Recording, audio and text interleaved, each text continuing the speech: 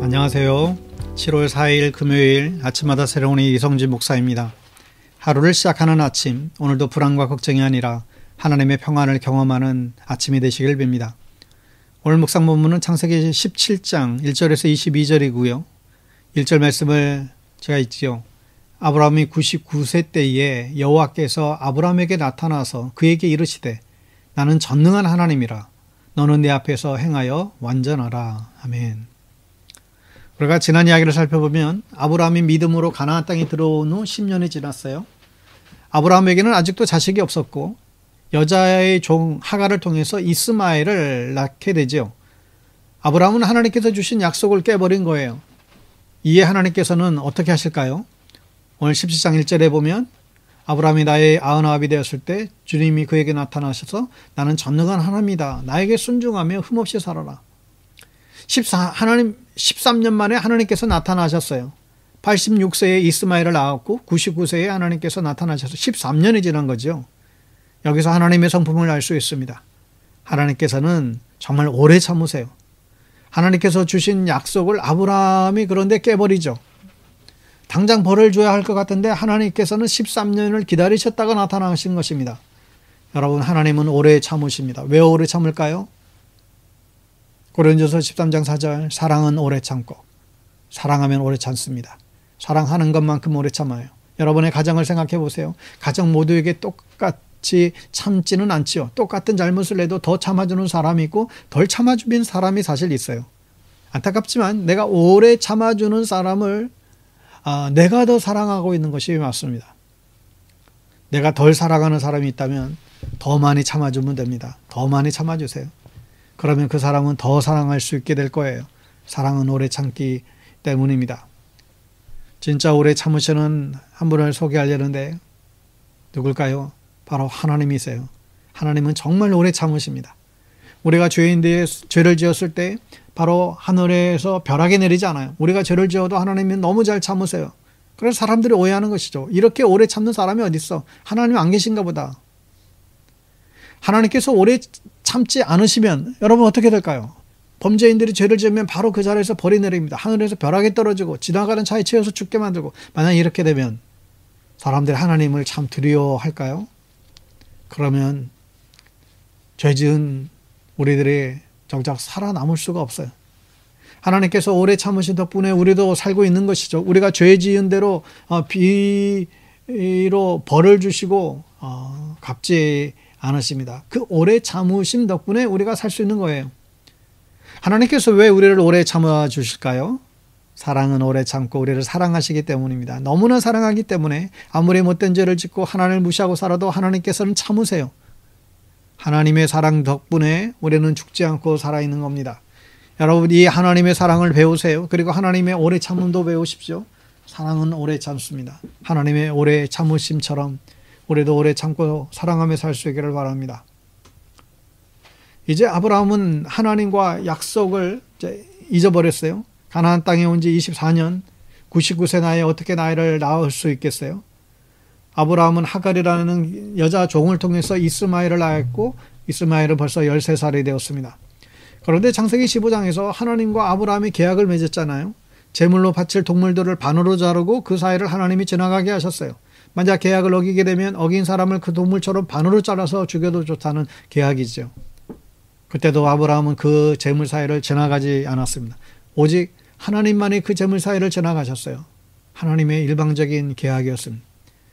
사람이 이 계약을 깬다고 해서 깨지는 계약이 아니라는 거예요. 신실하신 하나님께서 이 계획을 붙들고 계십니다. 여러분, 우리들은 신실하지 않습니다.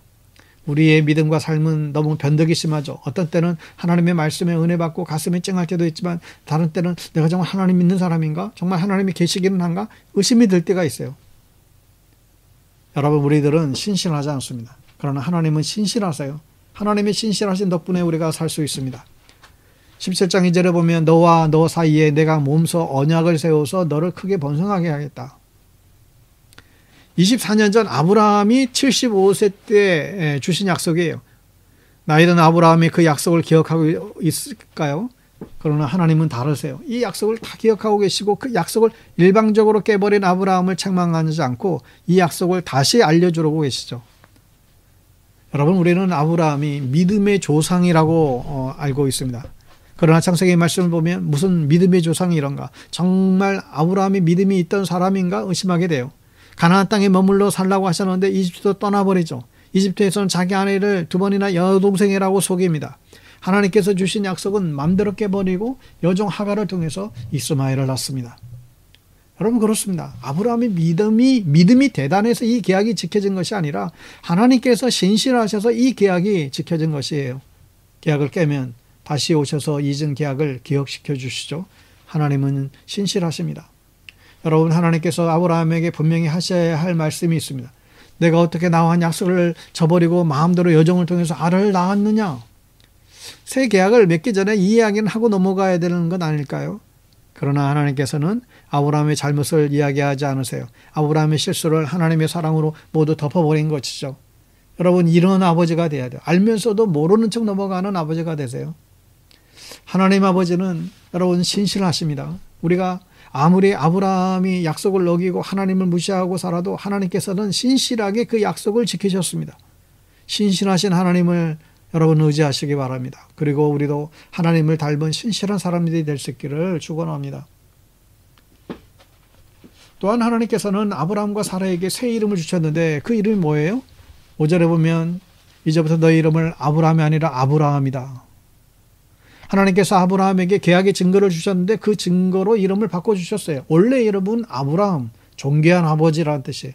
그러나 그 이름을 아브라함, 많은 사람의 아버지로 바꿔주셨습니다. 15절에 보면 하나님이 아브라함에게 또 말씀하셨다. 너희 아내 사레를 이제 사레라고 하지 말고 사라라고 하여라. 사라의 이름도 바꿔주셨어요. 원래 이름은 사레, 여주인이라는 뜻이에요. 그 이름은 사라, 열국이 어머니로 이제 바꿔주신 것입니다. 또 다른 증거가 하나 있어요. 바로 할례였습니다. 오늘 17장 11절에 보면 너희는 포피를 베어서 할례를 받게 하여라. 이것이 나와 너희 사이에 세우는 언약의 표다. 아브라함과 그 집의 모든 남자들은 난지 8일 만에 할례를 받게 합니다. 이것이 언약의 표시와 증거가 된다고 했어요. 아브라함은 이제 2개의 증거를 가지고 있죠. 자신의 이름이 바뀌었습니다. 그리고 몸에 할례를 받게 되었습니다. 이것이 아브라함에게 큰 증거가 될 거라고 하나님이 말씀해 주시죠. 여러분, 그런데 그러면 뭐합니까? 열국의 아버지와 열국의 어머니에게 자식이 없어요. 아브라함과 사라는 아무 기대감이 없습니다. 그런데 17절에서 아브라함은 아들을 주시겠다는 하나님의 약속을 믿고 그 약속을 비웃고 말지요. 아니, 100살 남자와 90살 여자가 아이를 낳는다고? 그게 말이나 돼? 가능이나 해? 아브라함은 못 믿겠다고 하나님 앞에서 하나님의 약속을 비웃더니 더 심한 말을 하잖아요. 18절에 아브라함은 하나님께 아뢰입니다. 이스마엘이나 하나님께서 주시는 복을 받으면서 살기를 바랍니다. 하나님 됐고요. 그냥 이스마엘이나 복 주세요. 제가 이 나이에 무슨 자식을 낳겠습니까? 그렇게 하고 지금까지 24년을 기다렸습니다. 하나님을 대놓고 무시해버리죠. 그때 하나님이 이렇게 말씀하세요. 19절에 하나님 말씀하시기를 아니다. 너희 아내 사라가 너희에게 아들을 낳아줄 것이다. 아이를 낳거든 이름을 이삭이라 하여라. 내가 그와 언약을 세울 것이니 그 언약은 그의 뒤에 오는 자손에게도 영원한 언약이 될 것이다. 아니, 이스마엘 말고 사라를 통해서 아들을 낳게 될 것이다. 하나님께서 이 아이의 이름도 정했어요. 그 아이의 이름이 좀 흉하죠. 이삭, 그가 웃다라는 뜻이죠. 아브라함이 하나님 비웃었다고 하나님께서 이 아들의 이름을 네 아버지가 나를 비웃었다라는 뜻으로 지으신 것입니다. 그래도 애 이름을 이렇게 정해버리면 어떡합니까? 여러분, 하나님을 오해하지 마시기 바랍니다. 하나님께서는 우리가 하는 대로 갚으시는 분이 아니세요. 1년이 지나고 아브라함의 나이 100살이 정말 되어 아들을 낳지요. 그리고 그 아이의 이름을 어쩔 수 없이 하나님이 정해주신 이름 이삭이라고 지어요. 아이를 키우면서 아이가 자라는 것을 보면서 아브라함과 사라는 너무나 행복했죠. 입에서 웃음이 떠나질 않았어요. 근데 그때 갑자기 하나님께서 지으신 이삭이라는 이름을 다시 생각하게 됩니다. 이삭이라고 하는 것은 아브라함이 하나님을 비웃었다는 뜻이 아니고 이 아이를 보면서 아브라함이 얼마나 행복하게 웃게 될 것인가를 미리 알려주신 것입니다. 이삭을 키우면서 이 가정에는 웃음이 떠나지 않았고 그렇게 웃으면서 아브라함은 하나님의 신실하심과 오래 참으심에 감격하게 되었습니다.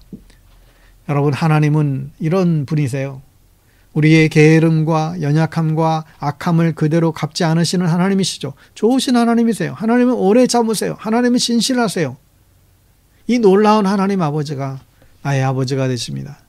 여러분, 오늘도 그 아버지의 그 은혜가 우리 중에 풍성하게 넘치기를 축복합니다. 샬롬.